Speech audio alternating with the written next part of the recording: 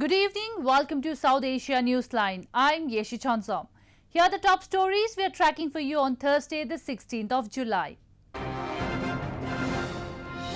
Floods ravage India's eastern and northeastern provinces as coronavirus infections surge.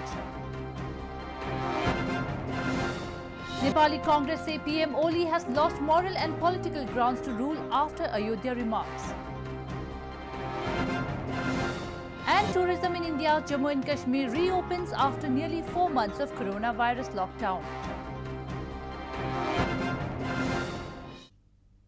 And now for all the details. Monsoon floods have swept large parts of eastern and northeastern India, forcing more than 1 million people into makeshift shelters despite the risk of coronavirus.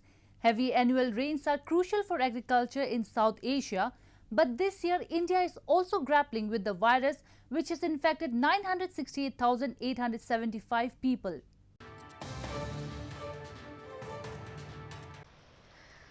Monsoon floods have swamped large parts of India's densely populated eastern provinces, forcing more than 1 million people into makeshift shelters despite the risk of coronavirus, senior officials said on Thursday.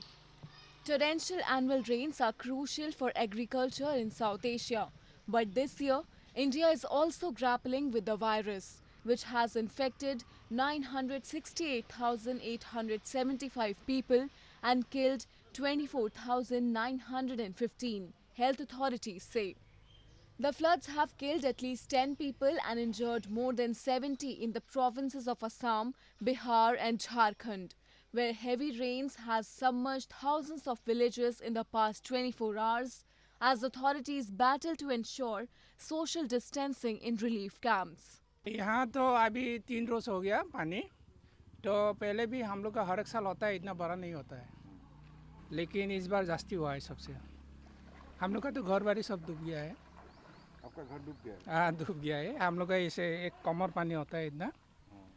Meanwhile, over the inquiries of restarting international flights after months-long coronavirus halt, Civil Aviation Minister Hardeep Singh Puri on Thursday said travels may begin soon, but under defined conditions, as countries are still imposing entry restrictions, including India. International travels in India, like other countries, were banned in March amid the deadly virus outbreak. Government instead, since then, started repatriation of its citizens from foreign nations through special flights. Moving on, doctors in Gilgit Baltistan raised concerns over lack of facilities in hospitals while they treat COVID-19 patients. They also demanded number of specialist doctors to be increased and risk allowance be given to the medical staff amid the health crisis. Doctors treating COVID-19 patients in Gilgit Baltistan held a press conference to seek immediate redressal of a number of problems they are enduring amid the infection crisis. Number of specialist doctors treating COVID-19 patients to be increased and risk allowance dated from February be given to the medical staff were the two key demands that the doctors raised.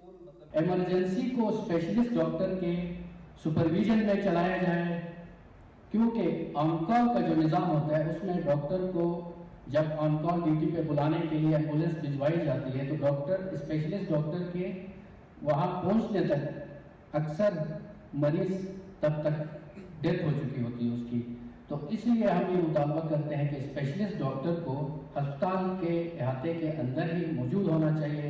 While a large number of doctors in the region have contracted the virus owing to the absence of proper safety gear while attending patients, a lot of others have been targeted by an unruly mob for various reasons. Sindh के अंदर risk allowance दिया गया है तमाम डॉक्टरों को और paramedical staff को, वो रिस्क अलाउंस यहाँ पे भी डॉक्टरों को और पैरामेडिक्स को दिया जाए. यहाँ पे जो रिस्क अलाउंस दिया गया है वो जुलाई से ऑनवर्ड दिया गया है, जबकि कोरोना यहाँ पे फरवरी के महीने से यहाँ पे डॉक्टर्स ड्यूटियाँ कर रहे हैं और फरवरी से लेकर जून तक जो ड्यूटियाँ दी हैं उनको रिस्क अलाउंस नहीं देना, ये बहुत बड़ी ज़्यादती है. Gilgit Baltistan, which is under Pakistan's illegal occupation, had reported first clusters of coronavirus as early as late February and March after a number of pilgrims who had returned from Iran were found positive. But the authorities, as usual, did not bother to address even this grave health crisis in the region. In news from Pakistan, leader of Muhajir Qaumi Movement or MQM Haqiqi, Afaq Ahmed, in a press conference on Tuesday admitted that he met former Interior Minister of Pakistan Sindh province Zulfiqar Mirza in prison and after his release, but never had any political discussions with him. Ahmed rejected the report of receiving money or weapons from Mirza. His statement came a day after Sindh government released 3 joint investigation team reports in which one report stated that he had received money.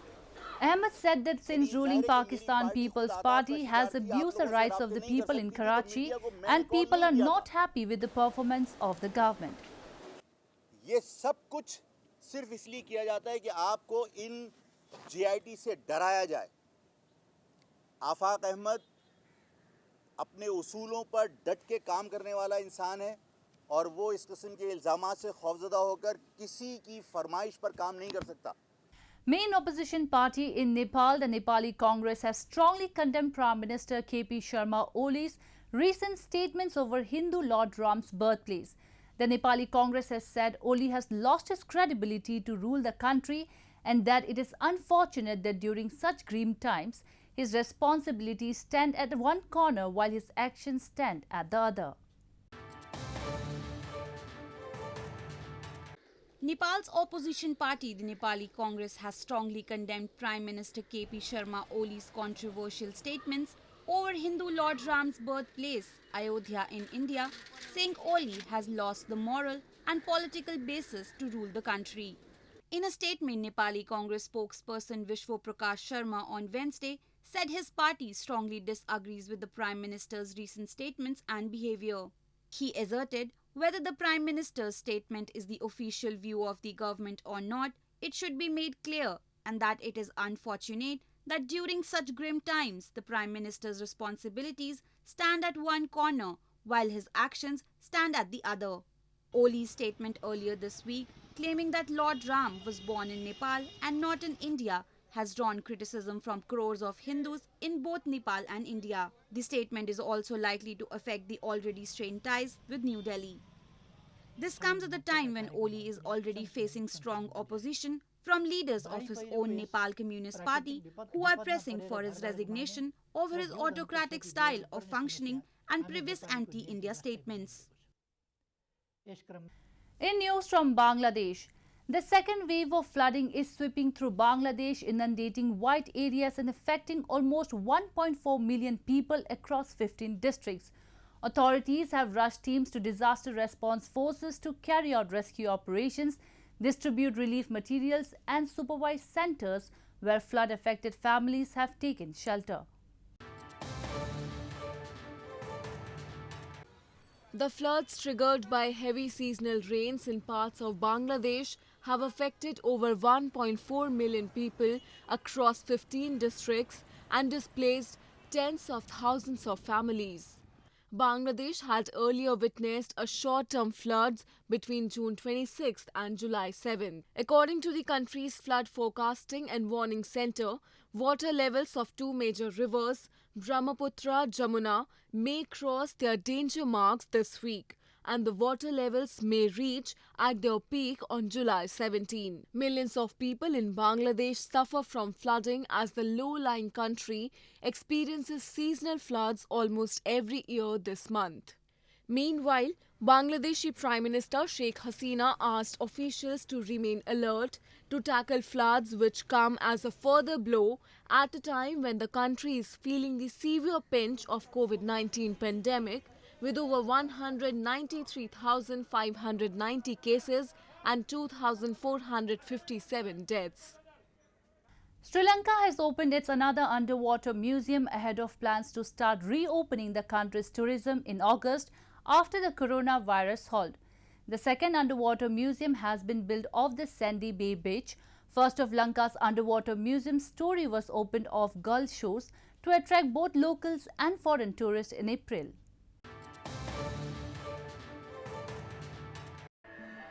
Sri Lanka opened its second underwater museum of the Sandy Bay beach in Trincomalee city recently ahead of plans to restart reopening the country's tourism in August after the coronavirus halt. The museum, also aiming to promote the regeneration of corals and fish breeding, has been built by the Sri Lankan Navy. It has been set at a depth of around 60 feet within an area of 150 feet length and 85 feet width, closer to Sandy Beach area, providing a unique sightseeing experience for everyone who swim or dive in. All the statues placed in the whole underwater story have been handmade by naval personnel, and the unique sculptures have been produced from concrete and eco-friendly materials. Sri Lanka's first ever underwater museum was opened off Gulf shores earlier this year. The island nation's coronavirus lockdown was lifted in May after it started witnessing less numbers of the infection. The country as of Thursday reported 2,665 virus cases. The Central Tibetan administration on Wednesday said that the US has taken a good step by curbing visas of Chinese firms like Huawei, as the Chinese must learn to play by the international norms. US Secretary of State Mike Pompeo earlier said that US would impose visa curbs on Huawei overrides. Reacting to US Secretary of State Mike Pompeo's statement that Washington would impose visa curbs on Huawei over rights violations, the Central Tibetan administration on Wednesday welcomed the move, saying that the US has taken a good step. Secretary of Central Tibetan Administration in India, T.G. Arya, said China has to play by the international norms. They have to follow the certain rules and regulations. Yeah, I think this is a very good step that America has taken, because China needs to play by the international norms. They have to follow the certain rules and regulations. What China has been doing in Tibet, Uyghur, Inner Mongolia and Hong Kong is not appreciable. There is a lot of human rights violations. Religious freedoms are being trampled down. Pompeo had earlier on Wednesday said telecommunications companies around the world should consider themselves on notice that if they do business with Huawei, they are doing business with human rights abusers. US-China ties are at the lowest ebb in decades, with relations strained over the global coronavirus pandemic, China's military buildup in the South China Sea, its treatment of Uyghur Muslims and Beijing's massive trade surpluses. After nearly 4 months of coronavirus lockdown in federal territory, authorities in India's northern Jammu and Kashmir has decided to reopen its tourism sector in a phased manner starting July 14 and has issued a set of guidelines for the same.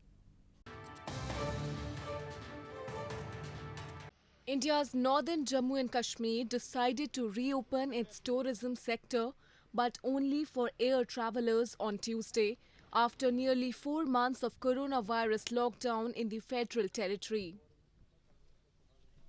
Known for its iconic Dal Lake, Jammu and Kashmir is a popular tourist spot across the world for its unique shikara boats and houseboat stay, along with Himalayan valley beauty.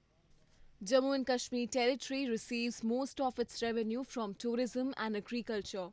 Although agriculture activities were allowed during the lockdown, tourism remained shut and was facing a slowdown even before the curfew was announced. After following all SOPs, एक शुरुआत की जाए ताकि ये sector जो total 100% बैठा था इसको भी किसी हद तक इसमें जान दे, और एक्सपेक्ट कर रहे हैं एटलीस्ट हमारा जो आने वाला सीज़न है, पर्टिकुलरली जो ऑटम है या विंटर है, उसमें हमारा कहीं फुटफॉल ठीक रहे. वी आर नॉट एक्सपेक्टिंग कि आज से ही शुरू हो जाएगा 100%, but it is a trial, it is a preparation for future. The government also started restoration of the Brari Number Lagoon in Old Srinagar city.